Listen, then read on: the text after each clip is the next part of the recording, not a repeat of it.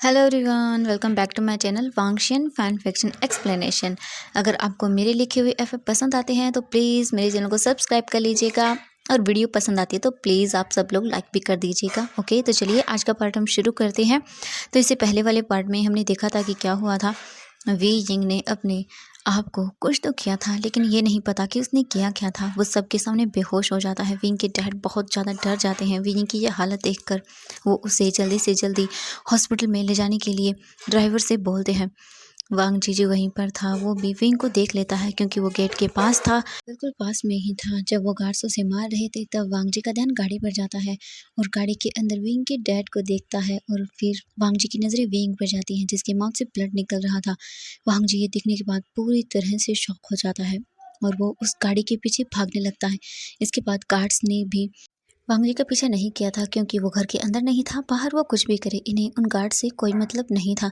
वांग जी बहुत ही स्पीड में उस कार के पीछे भागने लगता है। वी यिंग के डैड वी यिंग को जगाने की कोशिश करने लगते हैं, लेकिन वी यिंग बार बार यही बोलने लगता है, डैड प्लीज़ उसे कुछ मत करना, प्लीज़ डैड उसे कुछ मत करना, मैं नहीं रह सकता उसके बिना, प्लीज़ डैड। वी यिंग के डैड बोलते, वी बेटा शांत हो जाओ, तुम कुछ मत बोलो, तुम ठीक हो जाओगे। वी यिंग के डैड वी यिंग को जगाने की कोशिश करने लगते हैं, लेकिन वी यिंग धीरे धीरे करके अपनी आइज़ को क्लोज करने लगता है। वी यिंग के डैड उसे जगाने की कोशिश कर रहे थे, लेकिन वी यिंग जब भी होश में आता वो बस वांग जी का ही नाम लेता। वी यिंग के डैड बोलते, वी प्लीज़ शांत हो जाओ बेटा, तुम्हारी माउथ से और भी ज़्यादा ब्लड निकल रहा है, वी यिंग प्लीज़ बेटा। तभी वो ड्राइवर बोलता है, सर अभी भी वो लड़का हमारी कार के पीछे भाग रहा है। विंग के डैड जब ये सुनते हैं तो वो पूरी तरह से शॉक हो जाते हैं और बोलते हैं, क्या? विंग के डैड फिर पीछे की ओर देखते हैं तो वांग जी अभी भी उस कार के पीछे भाग रहा था और विंग का नाम ले रहा था। वे यिंग के डैड ये देखकर पूरी तरह से हैरान हो जाते हैं। वांग जी की हालत बहुत खराब थी, फिर भी वो गाड़ी के पीछे भाग रहा था। वे यिंग के डैड को सच में इस चीज़ पर बिल्कुल यकीन नहीं हो रहा था। फिर वो ड्राइवर की ओर देखते हैं और बोलते हैं, गाड़ी रोको।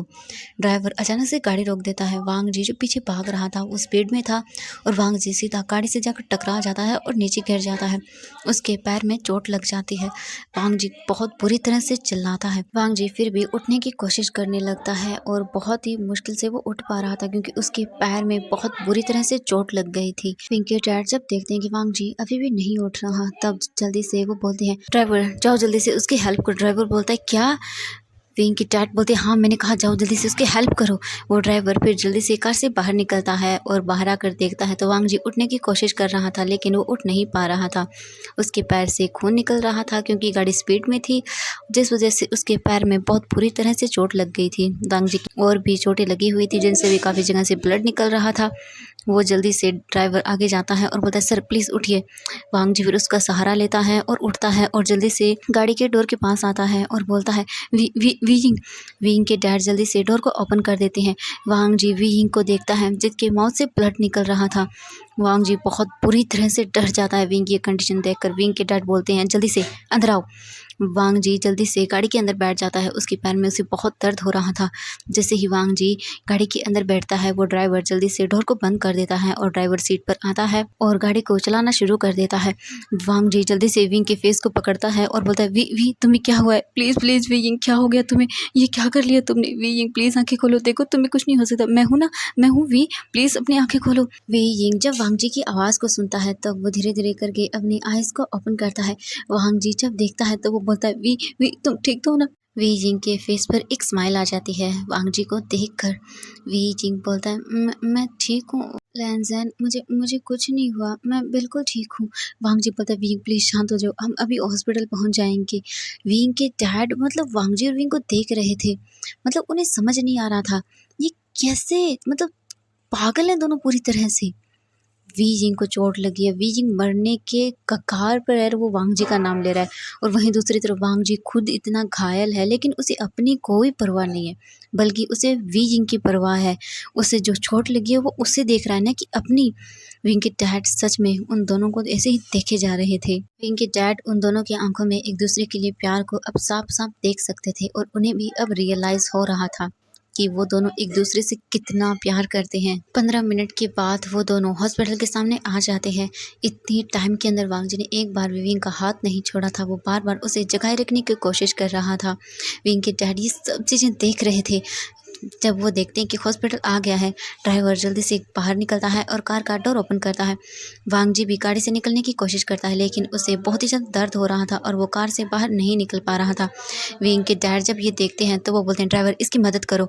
और वो जल्दी से विंग को अपनी गोद में लेते हैं और कार से बाहर निकल जाते हैं और हॉस्पिटल के अंदर भागने लगते हैं। वांग जी भी फिर उस ड्राइवर की हेल्प से कार से बाहर निकलता है और वो भी हॉस्पिटल के अंदर जाने लगता है। हालांकि वांग जी को चलने में बहुत प्रॉब्लम हो रही थी, लेकिन वो ड्राइवर की हेल्प से अंदर चला जाता है। वांग जी विंग के डैड भागते हुए जल्दी से आते हैं और चिल्लाते हुए बोलते हैं, डॉक्टर डॉक्टर जल्दी से आते हैं और बोलते हैं, क्या हुआ। विंग के डैड जल्दी से स्ट्रेचर को बुलाते हैं और उसे वहाँ रखते हैं और बोलते हैं, प्लीज़ प्लीज़ डॉक्टर इसे चेक करिए, पता नहीं इसने अपने साथ क्या कर लिया है। डॉक्टर बोलते हैं, ठीक है प्लीज़ आप शांत हो जाइए, हम इन्हें चेक करते हैं। ये बोलकर डॉक्टर फिर वहाँ से विंग को इमरजेंसी रूम के अंदर ले जाते हैं। विंग के डैड फिर जल्दी से पीछे मुड़कर देखते हैं तो वांग जी भी उसी ओर आ रहा था। वांग जी को चलने में बहुत ज़्यादा प्रॉब्लम हो रही थी। विंग के डैड फिर जल्दी से वांग जी के पास जाते हैं और उसे शोल्डर से पकड़ते हैं और उसे चलने के अंदर हेल्प करते हैं। वांग जी जब ये देखता है तो जल्दी से विंग के डैड की ओर देखता है, फिर वो कोई रिएक्शन नहीं करता क्योंकि इस वक्त उसे सिर्फ विंग दिख रहा था। विंग के डैड फिर वांग जी को जल्दी से आगे लेकर आते हैं और वो एक और डॉक्टर को बोलते हैं, डॉक्टर प्लीज़ जल्दी से इसे भी चेक करो। लेकिन वांग जी बोलता है, नहीं नहीं मैं कहीं नहीं जाऊँगा, मुझे मुझे विंग से मिलना है, मुझे उसके साथ रहना है। विंग के डैड जब ये देखते हैं तो वो गुस्से में बोलते हैं, चुपचाप जाओ। वांग जी जब विंग के डैड की ऐसी आवाज़ सुनता है तो वो शांत हो जाता है। विंग के डैड फिर वांग जी की ओर देखते हैं और बोलते हैं, विंग अभी एडमिट है, तुम्हें भी अपना इलाज कराने की ज़रूरत है, तुम विंग से मिलना चाहते हो ना। वांग जी बोलते हैं, हाँ हाँ।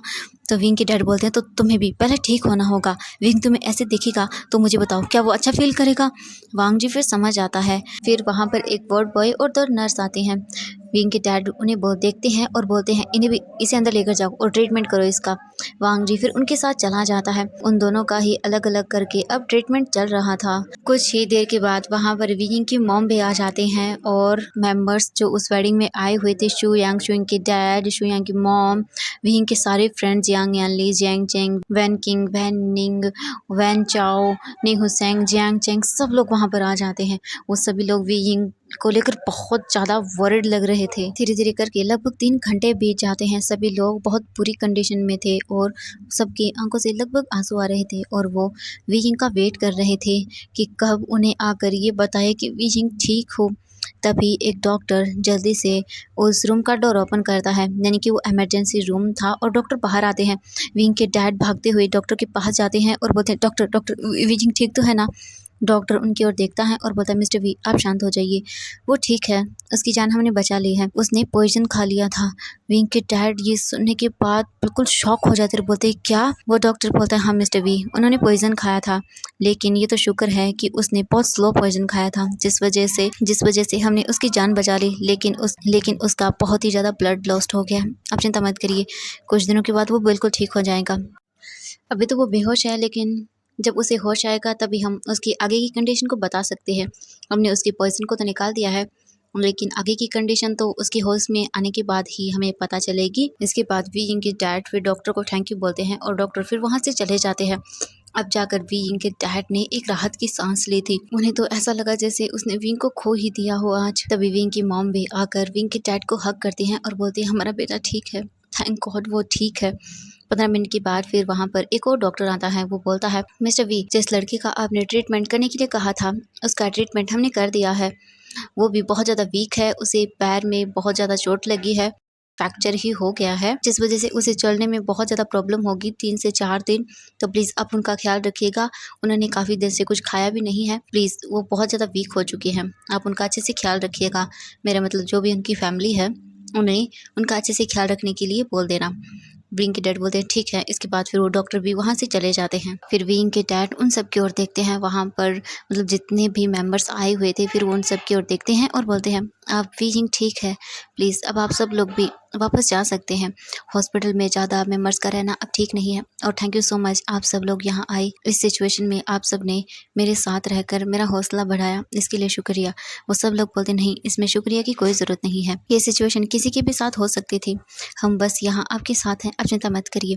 विंग के डैड बोलते हैं, थैंक यू सो मच आप सबका। फिर एक एक करके वहाँ से जितने भी वो लोग आए हुए थे वो चले जाते हैं, क्योंकि हॉस्पिटल था, ज़्यादा देर तक वो रुक नहीं सकते थे, इसलिए फिर वो चले जाते हैं, ये बोलकर कि वो एक एक करके फिर विंग से मिलने आएंगे।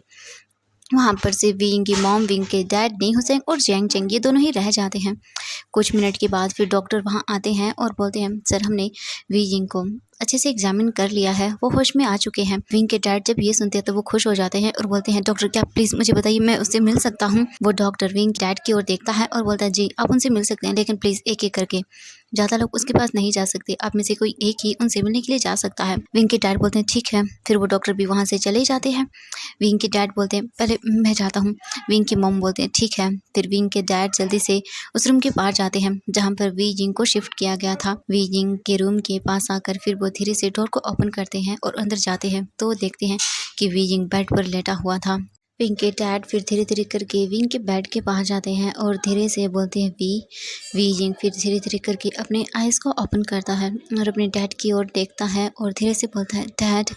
विंग के डैड ये देखकर जल्दी से विंग के फोरहेड पर एक किस करते हैं और विंग के फोरहेड पर अपने हाथ को रखते हुए बोलते हैं वी बेटा तुमने ये क्यों किया बेटा तुमने ये।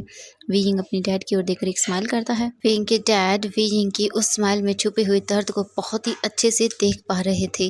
विंग फिर अपने फेस को अपने डैड की ओर करता है और बोलता है डैड मैं वांग जी से बहुत प्यार करता हूँ, मैं नहीं रह सकता डैड उसके बिना, मैं मर जाऊँगा डैड।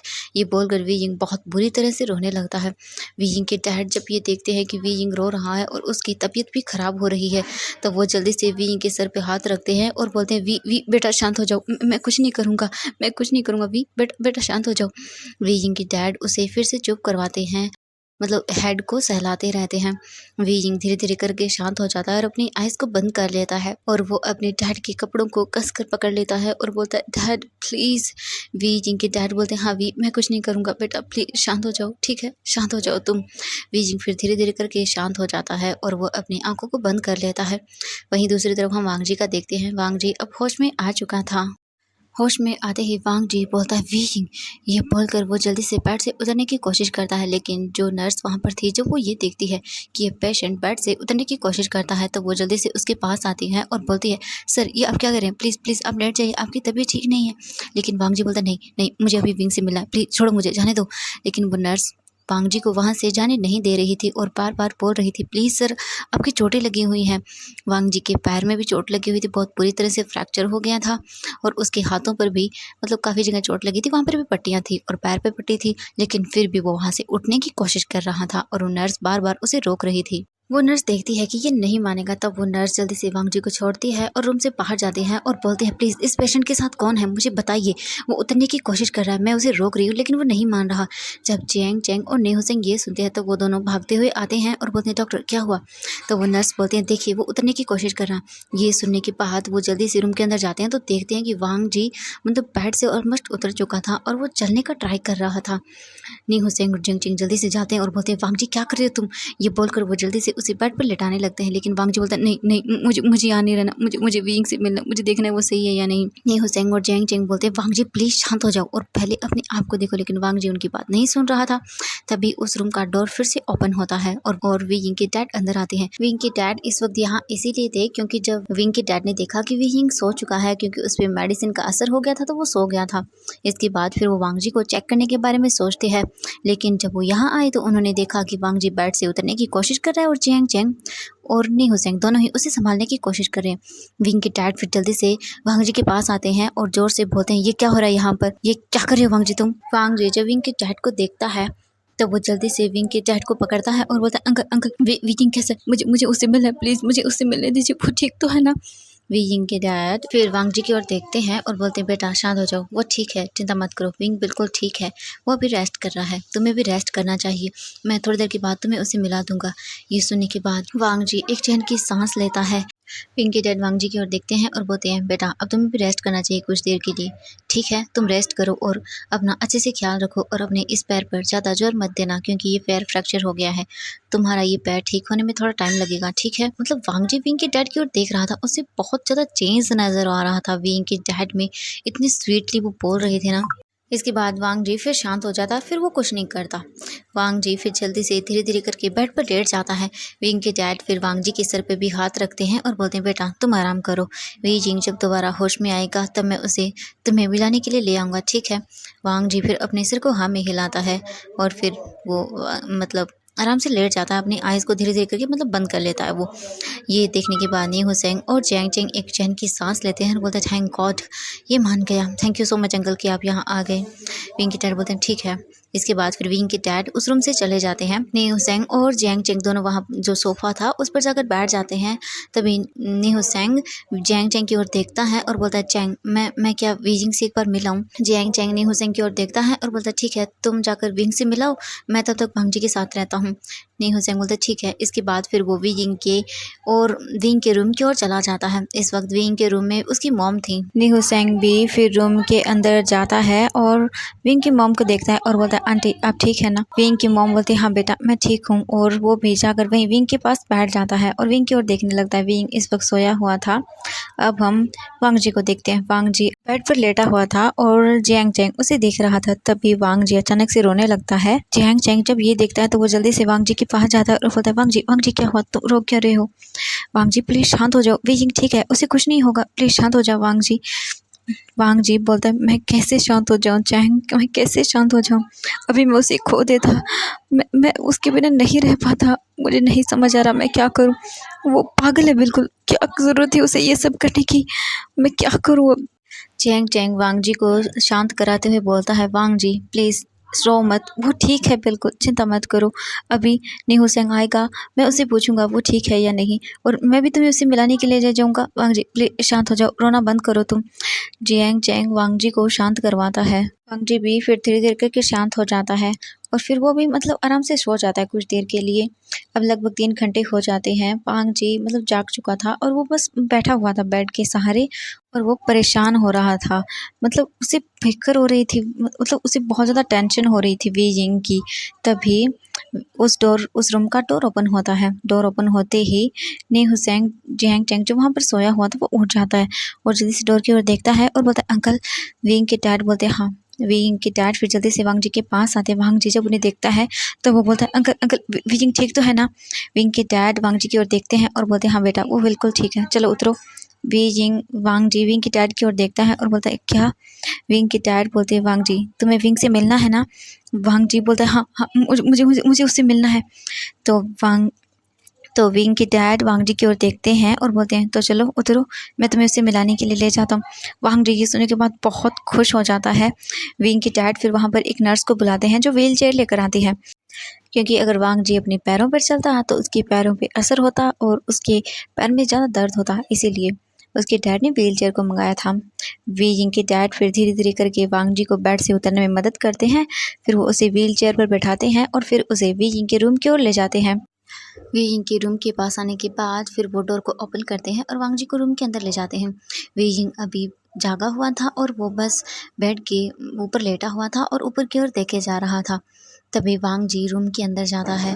जैसे ही वो विजिंग को देखता है, विजिंग जो वांग जी की ओर टर्न करता है तो उन दोनों की ही आंखों से आंसू निकलने लगते हैं। विजिंग मतलब ज़्यादा वीक था इसीलिए वो धीरे से ही बोल पाता है लंजा। वांग जी विजिंग की ओर देखता है और जल्दी से वो चेयर से उठने की कोशिश करता है, लेकिन विंग के डैड उसे पकड़ते हैं और बोलते हैं बेटा तुम उठो मत, तुम वीक हो, ठीक है मैं तुम्हें उसके पास लेकर जाता हूँ।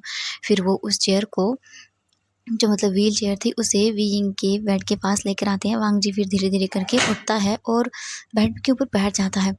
फिर विंग के डैड नी हुसैन और जैंग चैंग की ओर देखते हैं बेटा अब तुम दोनों को भी वापस घर जाना चाहिए, काफ़ी देर हो चुकी है, काफ़ी देर से तुम दोनों यहाँ पर हो। नी हुसैन और जैंग चैंग बोलते हैं कोई बात नहीं अंकल हम रुक सकते हैं, लेकिन विंग के डैड बोलते नहीं बेटा तुम मॉर्निंग को आ जाना, बहुत लेट हो चुका है, तुम दोनों को घर जाना चाहिए, तुम्हारी फैमिलीज भी तुम्हारा वेट कर रही होंगी। इसके बाद फिर नी हुसैन और जैंग चैंग दोनों ही मान जाते हैं और फिर वो दोनों वहाँ से चले जाते हैं। अब ओनली रूम के अंदर विंग की मॉम और विंग के डैड थे। फिर विंग की मॉम विजिंग और वांग जी की ओर देखती हैं जो बस एक दूसरे की ओर देखे जा रहे थे, मतलब वो दोनों कुछ भी नहीं बोल रहे थे। विंग की मॉम ये देखकर समझ जाती है। फिर वो अपने हस्बैंड की ओर देखती है और बोलती है तुम दोनों बातें करो, मुझे तुम्हारे डैड से कुछ बातें करनी है तो हम थोड़ी देर बाद आते हैं, ठीक है तुम दोनों अच्छे से बातें कर लो। विंग की मॉम और विंग की डैड फिर दोनों ही रूम से चले जाते हैं। तो एवरीवन आज के लिए बस इतना ही, नेक्स्ट पार्ट का वेट कीजिएगा, नेक्स्ट पार्ट में बहुत जल्दी शेयर कर दूंगी। Thank you so much friends मेरी वीडियो देखने के लिए। और एवरीवन एक बात और, वाइट ओमेगा फॉक्स और force marriage with mafia king दोनों ही स्टोरीज़ को मैं कल अच्छे से अपडेट कर लूँगी, क्योंकि मुझे थोड़ा सा टाइम चाहिए एवरीवन, ना तो आप वेट कर ही लेंगे। Thank you so much everyone, bye bye, good night.